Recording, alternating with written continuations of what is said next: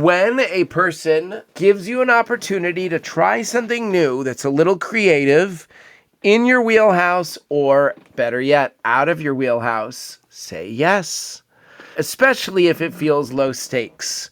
Because in this moment in graduate school, I had no idea that 20 years later I'd be sitting on a musical that I now think is the most important thing I've ever done. Welcome back to Second Verse, the podcast that celebrates artists who return to their creative passions later in life.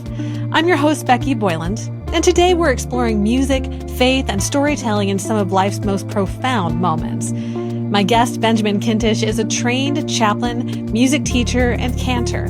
He's the creator, lyricist, playwright, and lead performer of Life Review, the Hospice Musical, a heartfelt and surprisingly funny exploration of life, death, and everything in between. From his early days as a cantor, to his years of chaplaincy and teaching, to becoming a playwright, Ben's journey shows us how our experiences can bloom into songs and stories that reach deep into hearts and souls. You'll hear how he found courage to share his work, how he overcame imposter syndrome, and how he's using music to open conversations many of us avoid, but all of us need. Let's dive in. Welcome, Ben, to Second Verse. Thank you so much for being here. Thanks so much for having me, Becky. Glad to be on. I'm excited to get into your story because it's a very musical story all the way throughout, but your very interesting second verse, I think no one might have seen coming. It's going to be super fun to talk about that. But let's start from the beginning. When did you first fall in love with music? At a very young age, I loved music. I had a great music teacher, Judy Thomas. I went to an elementary school in a little town called Nyack, New York. We had a ton of creatives, celebrities, actors, musicians in our midst. That's not the case for every suburb of New York City, to be clear. But in terms of my love for it, it wasn't just the town I lived in. Of course, it was the experience of playing music, singing, dancing, and exploring on stage, all in elementary school. In middle school, I got my first, let's call them principal roles. 7th grade, I got my first singing role. When I nailed it, I was Bert Healy in Annie, hey, hobo man, hey, dapper Dan, and that one. I was a very talented young classical singer, so much so that people were like, oh, are you going to want to be a professional musician? I was that good. I chose to audition for some conservatories. I got into Northwestern, but it very quickly became clear conservatory was not for me. So I became a conservatory school dropout. I transferred to Brown University, where I got a, quote, regular degree, a BA in Judaic Studies. I was very interested in Jewish history, Jewish culture, did Hebrew. And after graduating, I looked at graduate school and I chose to become a cantor, which is, for you listeners, a Jewish music minister in a synagogue. 5-year seminary program, 1 year in Jerusalem, Israel, 4 in New York City. I worked very, very hard, learned lots of stuff. At the end of it, I did not want to work in synagogues. Here comes another zig and zag, zigzag. Perfect. So I had all these skills in music. I had pretty good song leader chops. And I kind of was scrambling. I found my first music teacher job in a, quote, regular school. It wasn't that regular, Becky. It was a Hebrew Language Academy charter school. This was a new bilingual school in New York City where the kids, not all Jews, like Russians, white kids, Haitian kids, Jamaican kids, all learned Hebrew. Pretty wild, right? Wow. And I was the music teacher. Charter schools, unlike regular public schools, often have more loose requirements. So master's was enough. I wasn't certified because I had a master's in music from being a cantor. It was very difficult to become a self-taught general music teacher. Now I do it easy because I've been doing it 15 years, right? However, this is not why you're having me on the show, Becky. I'm not here to talk music teaching. That is my good enough job. And for all of you artists, creatives out there, you know about the job that pays your rent. If you're lucky, gives you benefits. I teach music at a friend's community school, K-4. This is relatively fulfilling. I'm a very good music teacher. I'm happy to say at this point in my career, Becky, full disclosure, I'm 45. I think if I colored my beard, I could probably pass for 40. The headline here is I was in my early 30s working as a synagogue cantor. The main job is doing music stuff and leading musical aspects of worship, but a cantor is also full clergy. So I was called to hospitals, I was called to nursing homes, and yes, I did funerals. What I found challenging was rising to the occasion to do essentially what was like chaplaincy work. We'll just call it more broadly pastoral care work, meaning providing for the spiritual care needs of faithful people or people involved in a faith community. A chaplain is not a therapist, though I have a ton of training. I completed 4 units, each 300 hours over a 4-year span. Learned so much and very proud of it. Maybe when I slow down as a music teacher, I'll become a chaplain again. For now, Becky, I tell people I'm only a fictional chaplain on stage. So that chaplaincy moment, if you're wondering where does this go to the play, that's important because the play, Life Review, the Hospice Musical, is a musical comedy set in a hospice that looks a lot like the one I worked in. The main character, Rabbi David Goodman, looks a lot like your handsome guest, Cantor Benjamin Kintisch. So I changed some names, but didn't change the good-looking personas occupying the roles. Yes, that's your prerogative. Yes, that's right. Like one of my personal heroes, Lin-Manuel Miranda, who's terrific. He got to cast himself in the lead roles of both of his first 2 big plays, In the Heights and Hamilton. Exactly. So I'm planning to hold on for dear life to my role, the one that I originate as the young chaplain. It's an interesting role. His name is Rabbi David. He, in the opening scene, is on his knees planting bulbs in memory of his deceased parents. We learn his mother had died at the hospice some time before. By the end of the play, the bulbs have bloomed because it's spring and it's a sign of hope. Now, what happens in between, you got to come and see. And that involves the stories turning into songs. Yeah, so that's what I love about as you have set the stage, so to speak, for this story, that as you were hearing all of the experiences of the people you were talking to, they started to bloom into song for you. So That's right. Take us back to how this all got started and how this sort of your second verse of starting to write this musical, and you've got another one that we'll talk about as well. Yes. And how this is actually telling all of the multiple verses of the lives of the people that you were able to minister to. Oh, what a beautifully poetic and complicated question. I believe you started with give us the real nitty-gritty of how this thing got invented and then made in the early stages. So I was an intern studying to be a chaplain. I was working full-time as a cantor, but I wanted to get better skills ministering to older people, sick people, dying people, bereaved people. Chaplaincy training, whether you do 1 unit, meaning 300 hours of training and visits, or you go for all 4, which is over 1,000. That's what I did over years. You get very deep knowledge of skills for visitation. We tend to step into the room and invite a reflective conversation if you are able to verbalize. Sometimes when I would be in there, Becky, if I had someone who was late stage MS, they'd lost the ability to talk. It could be the wife or the husband bedside telling me stories. And that would honor their life. That's part of the life review process. For those who may not have had this experience, Yes. That is such a beautiful term, and it's not just something you came up with for your musical. That's right, Becky. So a life review interview is a clinical technique wherein the helping professional visits with a patient and or loved ones.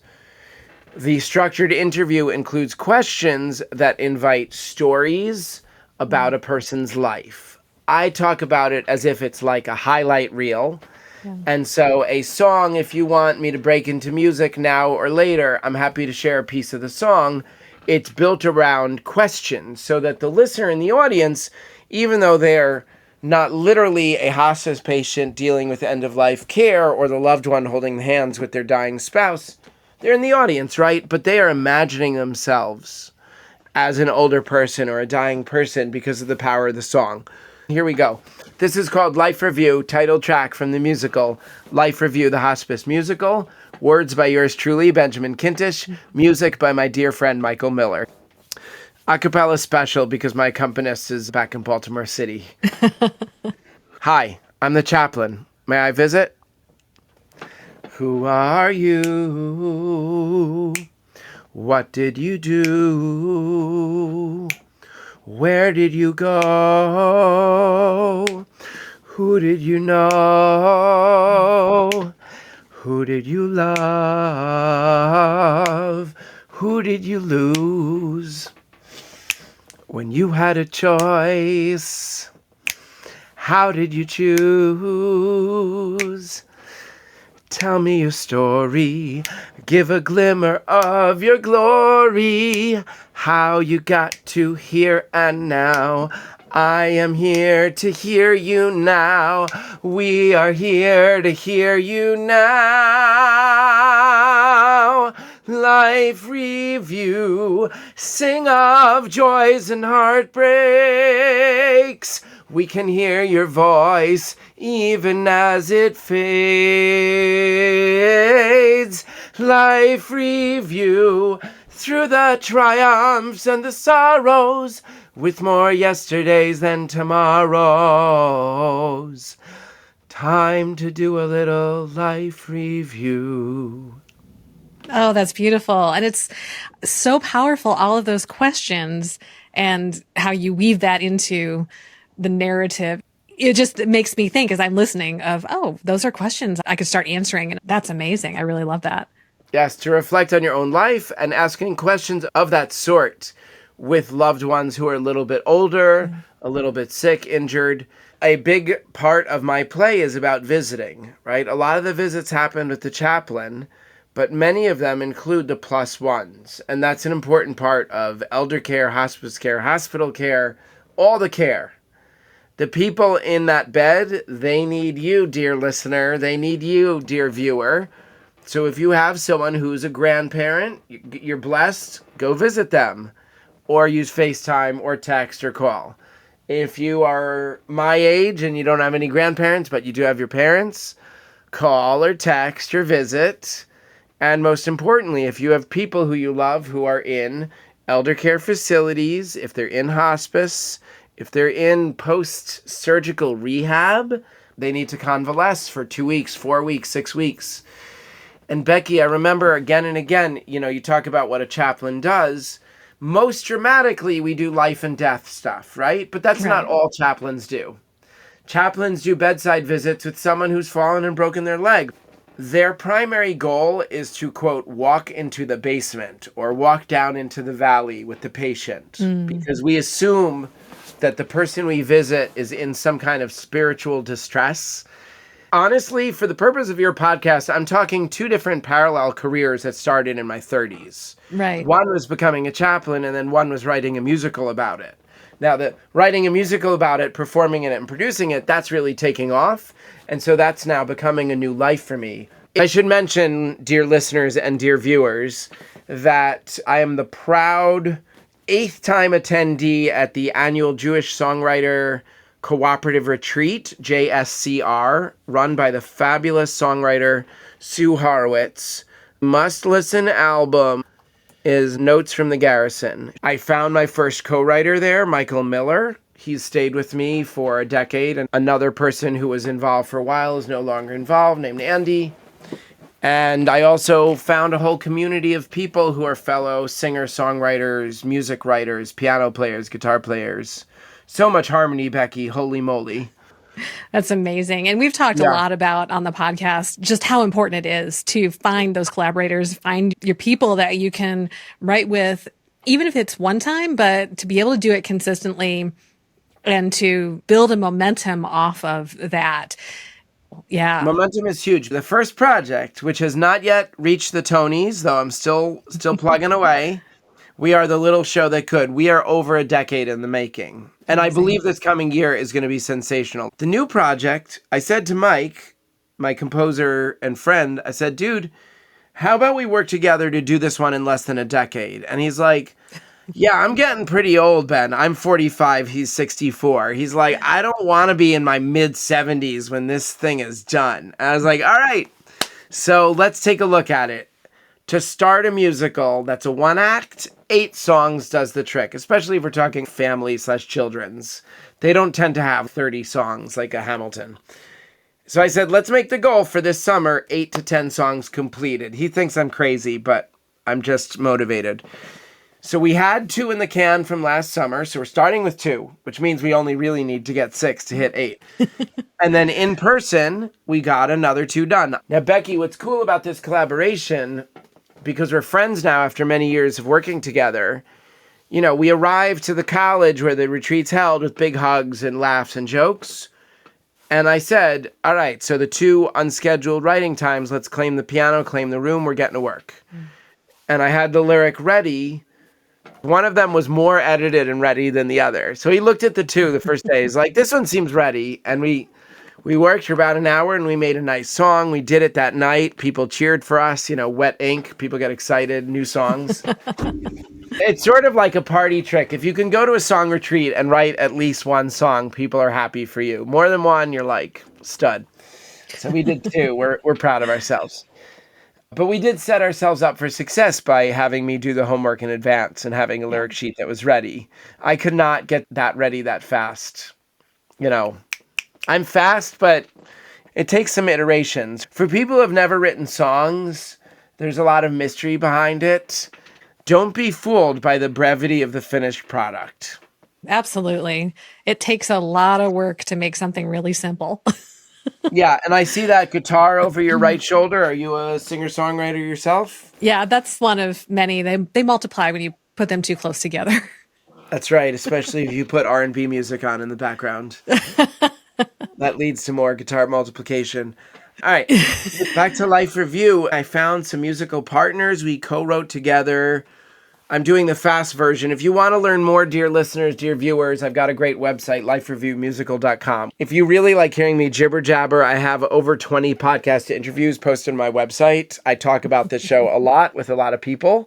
Some of it's rather serious, like I've done a bunch of hospice and death and dying and grief podcasts, but I've also done shows that are comedy podcasts, and we laugh about the comedy that's in my show, and we laugh about the absurdity of funerals and death and dying. If you want to learn a lot, I recommend the End of Life University episode. If you want to laugh, Today We Laughed and Learned is good. And yeah, that's a good place to start. Again, Ben Kintisch didn't think he was a songwriter or playwright in his 20s. And now I'm 45 and it's taking off. And I'm starting to, you know, make decent money. I'm starting to speak with confidence as a writer.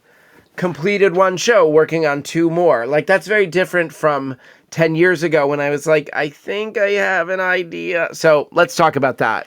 I think that's obviously a perfect thing for this podcast, and a really great point about the fact that as we get over the nerves, or maybe it's just a matter of we get over the having to be over those things when we get older, those things don't seem as important. And what really rises to the top is that passion to do the thing that you've always wanted to do and to love doing it. That's really such a great illustration for those of us who finally reached the point where, you know, I'm tired of wanting to do it. Why don't I just do it? I'll tell you this. My first time co-writing a real song happened in graduate school. I was in my late 20s, small Cantor school program. A colleague named Lance, fabulous piano player, went to UMiami, music major. I mean, that's like top 10 school in the country, easy. So this kid was like a wizard on piano, like holy crap type player. So when he comes into class one day and says, anyone want to write a song with me? I was like, me. I didn't know how to write a song, but I was very clever, always have been, quick with the word. I can turn a rhyme in no time, grab me a lime, it'll be sublime, blah, blah, blah. And, you know, it felt like a low stakes opportunity. So here's lesson number 1 from my journey. When a person who is a friend or a colleague or a rando gives you an opportunity to try something new that's a little creative in your wheelhouse, or better yet, out of your wheelhouse, say yes. Because why not? Especially if it feels low stakes. Because in this very first moment in graduate school, I had no idea that 20 years later I'd be sitting on a musical that I now think is the most important thing I've ever done. But I had to have the nerve the first time to say, yes, I'll co-write a song. Yeah. We co-wrote 2 or 3 songs. They were cute. Nothing really came of it. But proof of concept, this guy can write a song. That was important because it gave me the confidence that when I had the good idea, the idea that I believe will change my life, this hospice musical, a musical comedy set in a hospice care setting, it's funny and wild because you think you can't laugh about all that, but guess what? You can. Super funny. And Becky, if you or dear listeners, dear viewers, have ever been in a clinical setting, whether it's hospice or even hospital, nursing home, elder care, rehab, you know that there's a lot of wacky stuff that goes on. Some of it is just because old people are funny or injured people are funny. Some of it is people are funny. You have the men and the women who hit on the care team. I have a song like that in the full play, not in the cabaret. You have people who are having a serious moment, and there's like theological issues. We deal with that in the play. Returning to the idea of hospice care, there's some people who are ready for it, meaning they have a healthy acceptance of their mortality. They are cognizant. They've chosen to put themselves into hospice care. A good example of this, Becky, I once had a congregant. It was my first year of chaplain training. A gentleman, I'll just call him Mr. Cohen. That was not his name, just a stereotypically Jewish name. But Mr. Cohen was a sweet man, very friendly. Everyone loved him. And he got the scary news. He was already like maybe 87. He got the scary news that he had a nasty infection in his leg. A wound that hadn't healed, it turned bad. And they were like, yeah, we need to remove the leg and you might not survive the operation. And he's like, hard pass. Not going to do it. Let's talk hospice care. And I kind of helped to introduce it to him. I didn't get any kind of commission for the referral, but I was helping him. But I'll tell you, he had a very good experience. He was there for about 10 days before the infection took his life.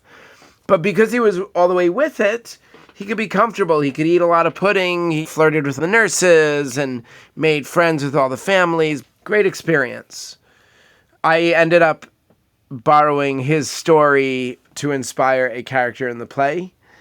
Part of a cute older Jewish couple, and his kind of thumbnail characteristic, he's a man who wants to make friends. He's like the mayor of hospice. And his big song, because he's of a generation, sounds Perry Como, Frank Sinatra, sort of swinging. And it's like, my last day on earth, da-da-da-da-da, da-da-da-da-da. You know, that kind of rubato beginning, and then it gets to the refrain, and it's like, I'll make a new friend, do-do-do, do-do-do-do. And, you know, everyone's bopping their head and snapping. And it's a very cute, sweet song. Here's when I turn the knife, though. The final verse, instead of I'll make a new friend, he talks about how desperate he is. And he pleads to the listener. It's not clear as he's singing to the chaplain, the audience, the world. And he's like, don't leave me now. I need you here. I need my new friend. And you start to understand it's not just playful. Dude understands he's dying. So having some companionship, it kind of means the world to him. It's a moment that through the power of song pops in quick relief, verse 3. And you're like, oh, we went from lively and funny soft shoe to turning the knife. By the way, I do not love that term. It's a little bit violent, but I did learn it at the songwriting retreat. It means you plant an idea and it sits there in the song, and then you do a hard right or a hard left, ideally making your audience gasp, cringe, or moan in pain. We'll be back with more after this break. The second verse is sponsored by Attitude Creativity. Many indie music artists don't have a website that grows their audience and reflects who they are, so they get lost in the noise of streaming. Marketing and brand messaging with Attitude Creativity helps boost your brand and build a site that hits all the right notes. You want to be an artist who stands out from the crowd, and to do that, you need your music to be heard. If your website doesn't reflect who you are or make an impact, you feel like a singer who's been handed a pair of drumsticks instead of a mic. You deserve a website and brand messaging you can be proud of, and that doesn't take time away from your music. As an artist like you, I understand how overwhelming websites and marketing can be. And that's why, putting on my other creative hat, I put my decades of marketing and development experience to work for you. You'll no longer have to apologize for your website. You'll look and feel like a professional with a custom story branded website you can be proud of. And right now, you can get a head start with my free downloadable EPK blueprint and start building your electronic press kit to promote your music. Head to attitudecreativity.com/blueprint to get your copy. That's Attitude, ATTITUDE, creativity.com/blueprint. Second verse is brought to you by Singing Straw. Oh, you caught me in the middle of a vocal warm-up. This is one of my favorite ways to wake up my vocal cords before a singing session or even a nice long conversation for the Second Verse podcast. It's the Singing Straw, a simple but powerful tool for straw phonation, a vocal technique that promotes healthy vocal cord closure and a gentle but mighty way to increase range and identify areas to work on. For me, it was key to regaining my voice after vocal cord paralysis. But you don't have to wait until a vocal injury to use it. In fact, I recommend that you don't. Make the Singing Straw part of your daily routine, and you'll be amazed what your voice can do. Check it out at secondversepod.com/singing straw.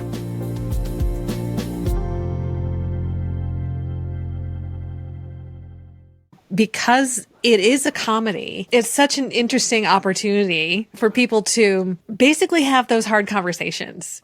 Bring someone along and have a hard conversation, because it's not something that you want to just go sit down on the sofa with grandma and grandpa or whoever it is. And, hey, Mom. Yeah. What do we do if we find you on the floor? I mean, all joking aside, I encourage listeners, if you don't have a living will with advanced directives, get one. If you're not sure what that is, look it up on the interwebs. It can be downloaded for free. Because I'll tell you, Becky, if you don't have one, the assumption in the United States in most places is dramatic interventions with hospitalization as a preferred route of care for an older person going down their final descent. And, you know, to quote my funny opening number, everybody dies in the end. It's way funnier when we do the whole soft shoe and all the jokes. But this is true for all you dear listeners. I hope you see or hear my play someday. But even if you don't, take this as a lesson. Because we all share our mortality. And if we can engage in a healthy manner talking about this stuff, it's going to go better for everyone. Now, in terms of this play, you hit the nail on the head early on. Through the power of music, through the power of beautiful song, we are able to engage in difficult topic matter in a way that I believe is heart-opening and can help families have tough conversations. You had asked some minutes ago, how did you get started? It got started with, first, the proof of concept, I can write a single song. And that was a silly Hanukkah comedy song. That gave me enough confidence to embrace this idea of songs based on hospice stories. There's an apocryphal story I've told on many podcasts, and I'll tell it right now. I was driving home from the hospice facility one night, cell phone in hand, other hand on the wheel, calling my wife, baby, I had so many good conversations today. I love these stories. I think they want to be songs. Yeah. And without missing a beat, she said, get writing. I love that. It's so great to have that encouragement. Yeah, totally. And it wasn't like blowing smoke, like that's an incredible idea, but like, get writing, you know, that's an idea. Let's see what happens with it, right? So Becky, I did a bunch of songwriting, I collaborated, and then we started sharing the material. We did a workshop production with professional Jewish musicians singing the roles, almost like a concert. That happened in summer 2019. We're getting close to the bad times. The following winter, January 2020, we had our biggest show to date, which was approximately 230 people, standing room only, in a big room, which is huge for a show no one's ever heard of. It was all community theater talent. We did the full show. For the record, I have a small cabaret show that's 8 songs. I also have a full-length show that's 16 songs with an ensemble cast, 8 to 10 players, some of whom are double cast. So we did that second longer one for the general public, and we sold out the room because we had this synagogue, this synagogue, this synagogue, this church co-sponsoring.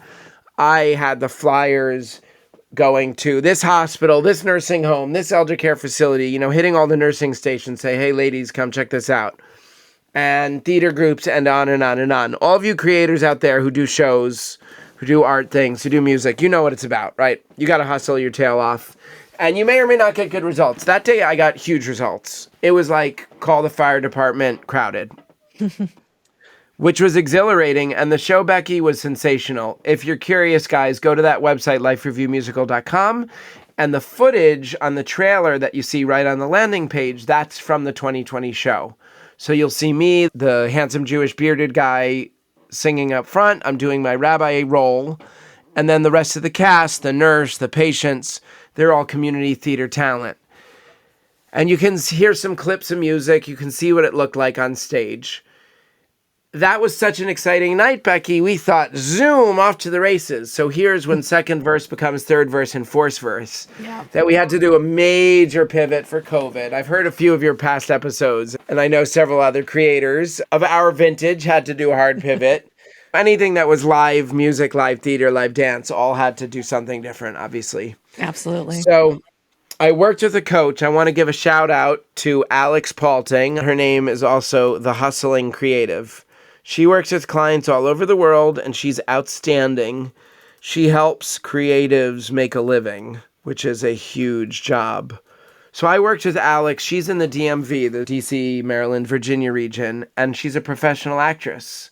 I found her through a friend, and she had just gotten an off-Broadway contract. Off-Broadway is a big get. We all dream of Broadway, but off-Broadway, we'll take it. Yeah. And that contract had a March 30th start. Oh. Broadway shut down March 20th, I believe. Yeah. So she had her own private COVID heartbreak. And I can feel the tears welling up because it was like a major personal trauma in my life. The show wasn't literally destroyed, but if you can imagine the picture, a show no one's heard of, and I sell out a room with over 200 seats, that feels like this is going somewhere. People wanting to do a follow-up appearance down the road, Yeah. Like you can imagine the excitement I was feeling as producer and lead creative.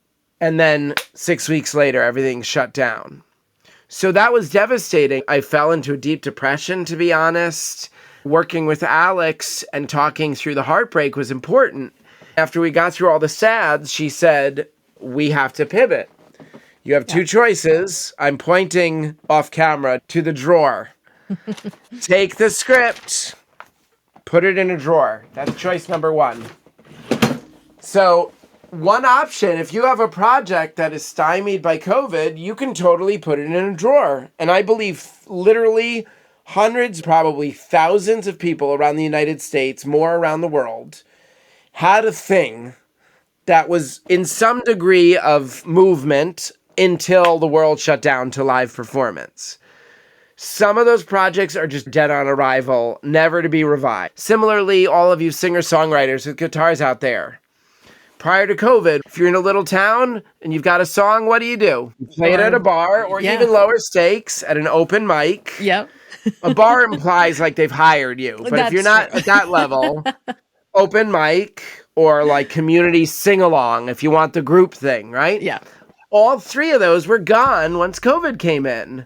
So what could you do? You could figure out your framing and sing. And people were doing all the platforms. For me, I did this pivot with Alex, where I took a full-length musical that was 16 songs. I smushed it to an 8-song condensed version. Some of the songs are so good that I had to cut. Becky, it was the worst. Such an emotional process. It's like selling a which kid. Which of these children do you want to take to the amusement park and who's getting left home? Mommy, pick me. Yes, definitely felt like these are orphan children. Though, again, my friend Alex, the coach, said, look, you're not shredding the lyrics. You have the full-length script. That is allowed to rest in the drawer till COVID is done. But you have a new project, and it's called your cabaret show, and that's a one-man show, and you're going to perform it for the White Dot. And I can sing with emotion, and I can make somewhat uncomfortable long eye contact. That's a skill I learned doing lots of internet shows. I also was still working in the synagogue world at the time, so developed my chops doing online worship. That was a Yep. thing that barely existed, but all of the clergy out there, they were doing services from their home, reading hymns, strumming their guitars, whatever. Yeah. Yeah. I have a lot of experience doing that. Are you a person involved with the faith community? I am. Yeah. I've been a worship leader in churches for all of my adult life. Amazing. So So, separate from this recording, if you ever want to talk shop about music in the faith world, got a lot to say. But I don't think that's yeah. germane to the second verse journey. For the second verse journey, for me, like I said, is twofold. It's becoming a chaplain and then becoming a playwright. Fast forward to the end of COVID, I'm proud to say that I got over 10 appearances doing the one-man show, performing for that white dot. And it took a lot of extra hustle and creativity. But here's what happened. If you think of all of the places new musicians do their stuff, many of them pivoted because everyone pivoted. So nursing homes, famous place where unemployed musicians do gigs, right? True. All of your broke musicians play nursing homes. A lot of them will play literally $100 to $200 per hour sing along. So if you can stack 3 of those in the morning, $600 before lunch, you're a champ, right? There you They go. might not start at 200, maybe if it's 100, but still 300 before lunch, I'll take that too. But I digress. So there's a lot of opportunities for me to share this thing. And during COVID, I was like, all right, I've got contacts at this big Jewish nursing home place. Let's do it. That was my biggest audience ever because they piped it into hundreds of rooms throughout the facility. Wow. So everyone saw me on the TV. Pretty cool, huh? That's amazing. Yeah, I had a friend, one of my all-time favorite podcast appearances. My conversation with Today We Laughed and Learned, we were really talking about it, and we had a great conversation. And then when the show recording stopped, she said, Ben, I love this project. How can I help? Magic words. Yeah. Fantastic. When you're a creative, if no one offers help, then you say, who should I talk to next? Where should I bring this next? If it's a performer thing. I say that all the time. But if someone says to me the magic words, I love your project, how can I help? I love what you're doing, how can I contribute? That to me is a signal sentence, as in they want to help with counsel or money or both. Hopefully money, because money we know is the rocket fuel that powers art forward. Yeah. Especially theater, because theater ain't cheap. So we did okay financially, but it wasn't like we printed money. However, like super exciting, positive experience right before COVID. Then the COVID shutdown, we did all the streaming. Since then, Becky, I'm proud to say the one-man show has been featured in 3 different Fringe festivals. Asheville Fringe in North Carolina, Charm City Fringe in Baltimore City, Maryland, and most recently, the Southeast Theater Conference Convention Fringe Festival. That was in Baltimore this year. So that was like a baby Fringe within a big theater conference. And I hope to get more in the future. This past spring, I got the grant that I mentioned earlier, and I used it to fund 2 community-facing performances with cheap and deeply subsidized tickets for senior citizens. That was 2 different shows, one of which had the baby orchestra, one of which was just voice and piano. 2 weeks ago, I did a synagogue show at my boyhood synagogue in the Hudson Valley. That's north of New York City. That was amazing. About 100 people, a beautiful room. And I just did the songwriting retreat, Becky, which was amazing. And several friends from there, they're hearing my progress and they say, Ben, I'd like to bring you out. Meaning, book me to do my show in their community. Instead of just letting that go and saying, that sounds cool, I'm going to say, you know what? I'm so glad to hear that. Let's schedule an appointment right now for after our songwriting retreat when we can talk business. So I have an appointment with my friend who wants to bring me to Fort Worth, Dallas. I have an appointment with my friend about a New England tour. I have an appointment with a different friend to go to Cleveland. But hey, Cleveland has some of the most famous hospitals in the country. Maybe I could get Cleveland Clinic to co-sponsor. So I think the opportunities are tremendous, and I'm very excited at this moment. You can hear the energy in my voice because so many opportunities are presenting themselves. Well, I want to highlight some takeaways from what you're saying there because Please. those relationships and connections are crucial. It's not just how good you are. That's a bare minimum, really, for any artist to have a certain level where people do want to follow you, listen to you, all of those kinds of things. So it's not just about that. It's so much about who you know. And again, those don't have to be really famous, professional, high level people. Those can be No. people that you are collaborating with and building these People you know, relationships and then with. they have networks. Yes. And then taking advantage of those opportunities by pulling out your calendar and saying, we're going to write this down. We're going to book this now is also such a critical thing because it's very easy to say, it's just like saying to someone you haven't seen for a while, let's grab coffee Let's get a cup sometime. of coffee. It's not going to happen We made the unless you exact pull, same yes. joke, Becky. That's so funny. One thing that has happened that I'm proud of is I keep doing engagements and keep looking for opportunities to share it. I have two major musician friends, Becky, who are my co-writers. One is Michael Miller, one is Jason Spiewak. Jason, if you look on the site, has a crazy impressive bio. He votes for the Grammys. He's been on recordings. He's like a real music business dude. When I approached him about co-writing, I had my imposter syndrome off the charts. Off the charts. But he was like, oh yeah, that sounds cool. I believe he's still objectively at least 80% cooler than me. But I'm proud to say that because of my really good lyrics, he has co-written an awesome musical. So that's kind of cool. That's amazing. And And you took a yeah, swing, which is also so very important because you saw that you had an opportunity to work with someone that could elevate where you are. And yes, at the same time, Jason Spiewak, who is a studio level musician, professional songwriter, friend, kind of friend in the universe of like preschool dads. You know, all the dads are the same age, so you kind of become situational friends. He and I became friends that way, and then I initiated the songwriting partnership. With Michael Miller, he was at the Song Retreat 8 years ago, the inaugural summer of this program, and he and I connected then. Dear viewers and dear listeners, as you hinted at a moment ago, Becky, it took some nerve. yeah, It took some nerve the first time I took the lyric, we're talking 10 years ago, and shared it with a room full of people. It took some nerve to invite volunteers in the community to give their time for 4 weekends. I just had the mentality of like, who am I to? I'm just some schlub who made a hospice musical no one thought of.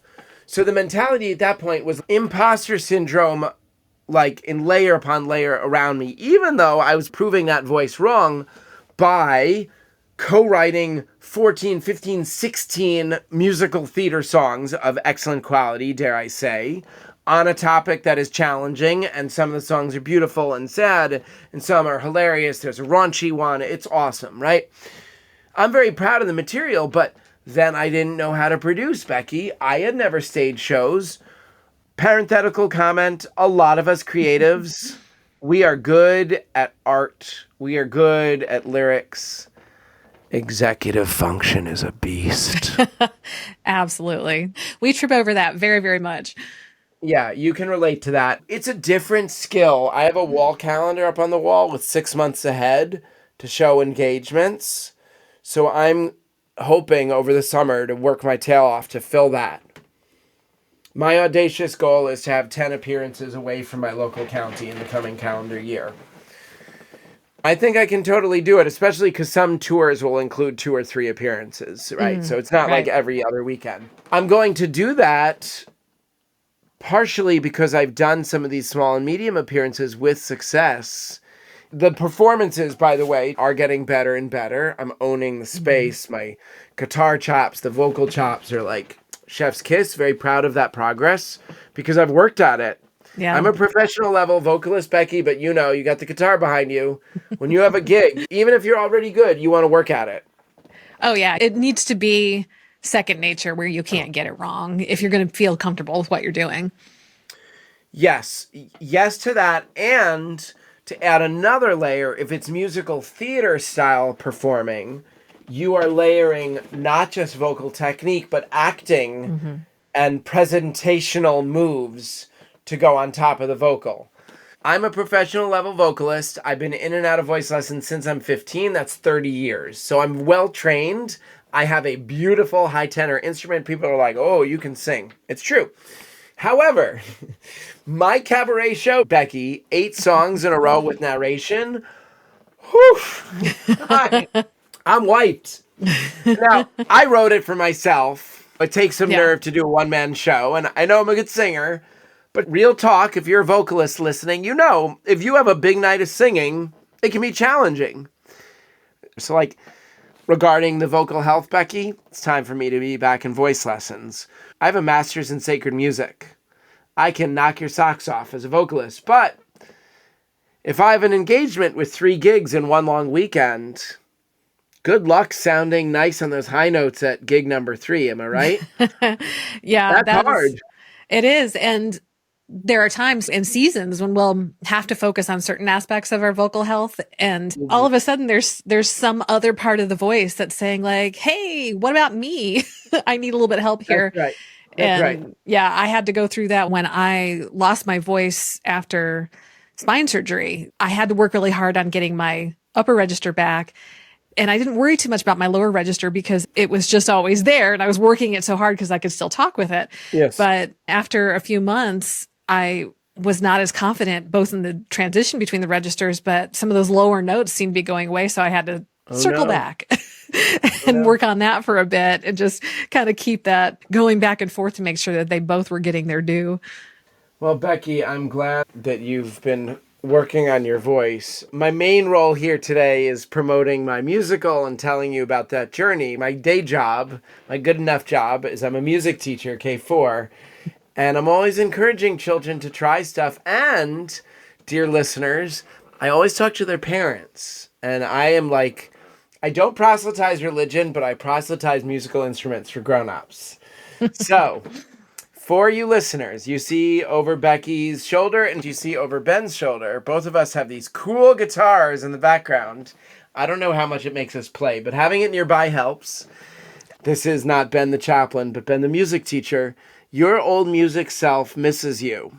So if you were in junior high or high school and you had a band instrument, look for it. You might be surprised you still know how to play trumpet or flute or violin. If it got given away or sold, you are now a grown-up and you're allowed to purchase things. If playing used to make you really happy, I bet it will make you really happy as an adult. Now, you don't have to do something impressive. This is what prevents so many adults from re-accessing their youthful joy. There's a lot of aspirational hobbying. Here's something I encourage you to try, and this comes from a creative and a music teacher by trade. Try playing in some new sandboxes. Maybe make this a summer thing. So, for me, I'm a playwright. I specialize in writing lyrics. Melody's a little tricky. I'm trying to play a little bit with, like, piano, xylophone, recorder, just to mess with melody. I don't think I'm going to abandon co-writing with my composer friends because they're great.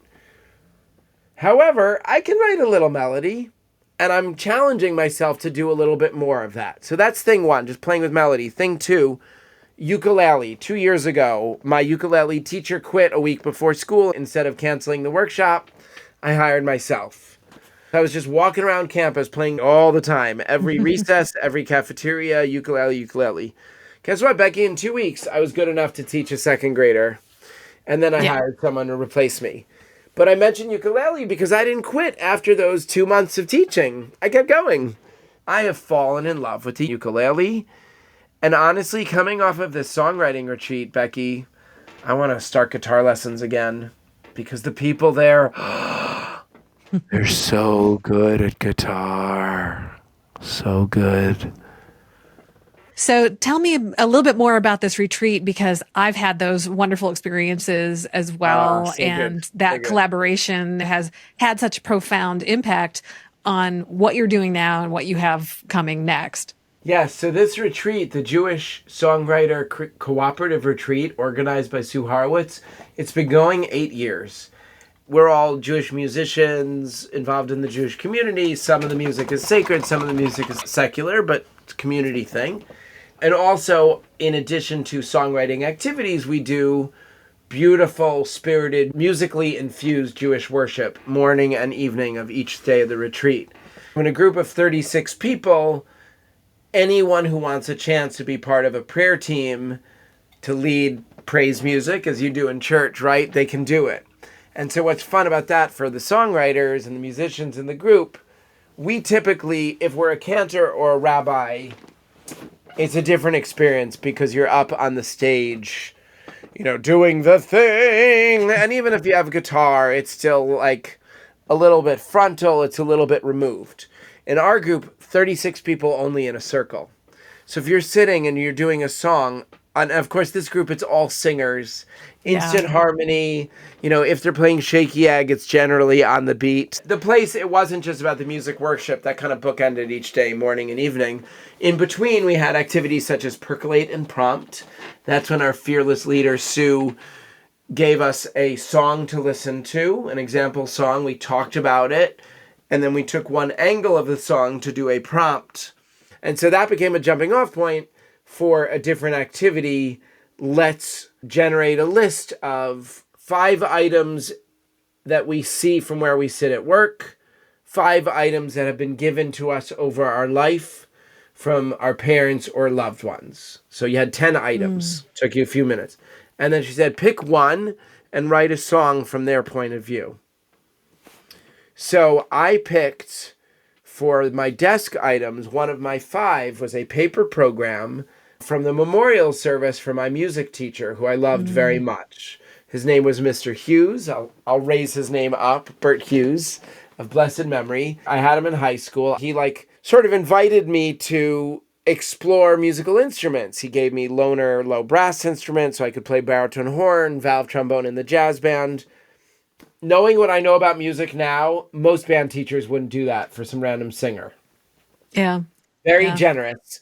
And Bert was also a role model as a humanitarian, just amazing guy, personal hero. So he died a few years ago, and I have the program from the memorial service. So I wrote a little song, and, the beginning of a song. And I talked about how I'm watching you from the ledge where you left me. And I can see sometimes you're skipping into your office and sometimes you're walking like the weight of the world is on your shoulders. And I can smell when you're getting a little right from too much dancing with the kids. And I can hear when you're singing and it's joyous. And I can hear when you have to raise your voice because the kids aren't listening.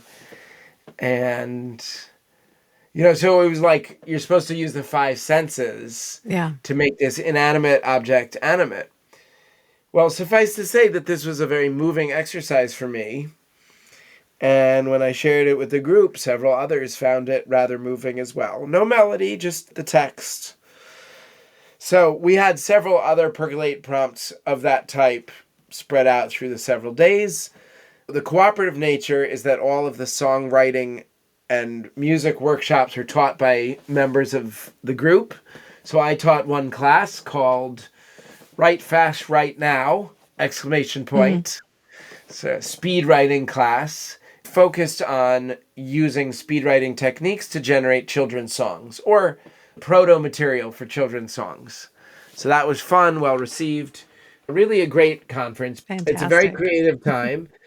Do you know the book Show Your Work by Austin Kleon? Highly recommended to you and your listeners and viewers. So his idea is like in this internet age, especially with social media, people are becoming accustomed to content that focuses on process. For instance, I have applied for and gotten several grants. Some I have not gotten, but I have applied for things. I've submitted scripts.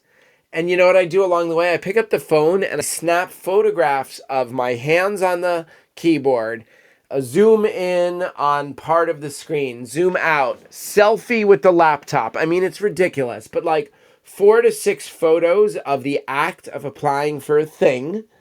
And then I make a reel, and the headline is, proud of myself for applying for Greenbelt Arts Center script submission, !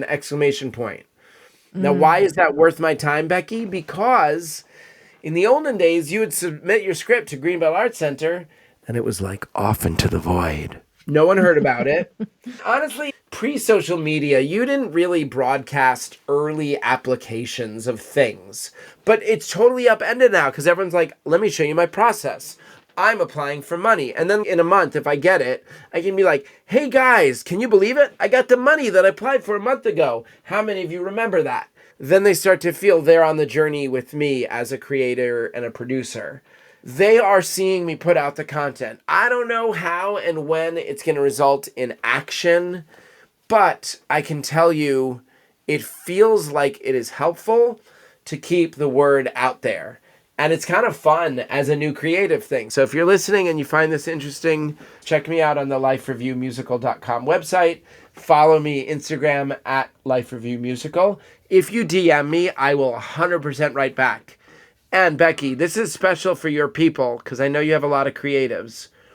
I have a particular expertise in writing a musical. So if you are a musical theater writer, especially if you're a first timer, DM me. I would be happy to answer your questions over text and even schedule an appointment live to just talk about the craft. I'm also interested in meeting other creative people who want to collaborate. Are you someone with a business and you want a jingle? Hit me up. I write jingles. If you've done a musical and you just want to share it with someone else's ears or eyes, I'd be happy to look at your draft or listen to your recording. So consider me a resource. And then the last thing I want to end sort of where I began, this idea of being brave to share your thing. Be brave to share your thing. If it's a poem, go to that spoken word night. Go to that open mic night. If it's a song, open mic night. If you're really afraid of doing it in front of people, there are online platforms where you can do it as well. Here's the thing, and this is based on my recent experience at the retreat. People who love music tend to be a rather generous group. It's good to keep doing things that are a little bit out of your comfort zone in addition to your craft. Do your craft, keep making. But for me, writing a beautiful song is incredible. Booking a show, as happened today, super exciting and fun, but not really soul enriching. So if you're completed with project number 1 and your new project is producing project number 1, you need to also dedicate some time to start with project number 2. Because everything has a longer gestation period and a longer trajectory than you hope. Yeah. And it's very easy for those important business parts of music to take over. And they are important. They have to happen. If you have these goals, they have to happen. To get the gigs, right? But you have to still make space for your art because otherwise you end up with this giant gap and then you're starting from scratch. It feels like I'll never write another thing. No, and I'm actually writing 2 now. I've finished 4 songs on my new project, which is called Bird Feeder the Musical, a far more whimsical and lighthearted topic. All of the cast are birds or people playing birds, except for one squirrel who feels ostracized. Everyone's telling him to go away. And then there's a bird dog, definitely inspired by this handsome boy. Viewers, are you seeing him? Buddy. There he is. Isn't he cute? My dear friend Mike Miller, who's the composer, one of the 2 composers on Life Review, he's working with me again. Another one is called Melusine, which is based on an old fairy tale like Little Mermaid, but not Little Mermaid. I've also begun a children's album. So the songs and the music is just pouring out of me. It's an exciting time to be a creative. And I also need to guard an hour a day to do the emails, make the calls with my hand or banana phone, and then make it happen. Because summertime is the time when you're a teacher to make it happen. And I'm doing it and excited about it. Becky, thank you so much for having me on your show. I had such a great conversation with you. Thank you for being here. We've learned so much about some wonderful, cool art and very creative ways to bring up very challenging conversations. Thank you so much. Thank you so much. What a fun and energizing conversation with Ben Kintisch. A few moments really stand out for me. First, there's the way that chaplaincy experiences shaped Life Review, the Hospice Musical. That reminds us that even in grief, music can bring healing and connection. Then there's Ben's advice to say yes to low-stakes creative opportunities, because those small choices can lead to life-changing projects. And finally, there's his candor about imposter syndrome and how collaboration and community helped him not just move forward, but take big swings and see them pay off over time. So here's your actionable takeaway. Don't wait until everything feels perfect to share your work. Whether you're a songwriter, playwright, or a visual artist, start sharing early. The world doesn't need polished perfection. It needs your authentic story. That's how audiences connect, and that's how opportunities come. And remember, sometimes you're the hero in your story, and you need guides to help you learn and grow. And other times, you're the guide who can make a huge difference in someone else's story as they seek to develop their craft. In either case, don't walk alone. Build your circle of collaborators, guides, and supporters, just like Ben did. If you enjoyed this episode, be sure to like and subscribe to Second Verse wherever you listen to podcasts, and leave us a review. It helps other indie artists find these stories and truly makes a difference.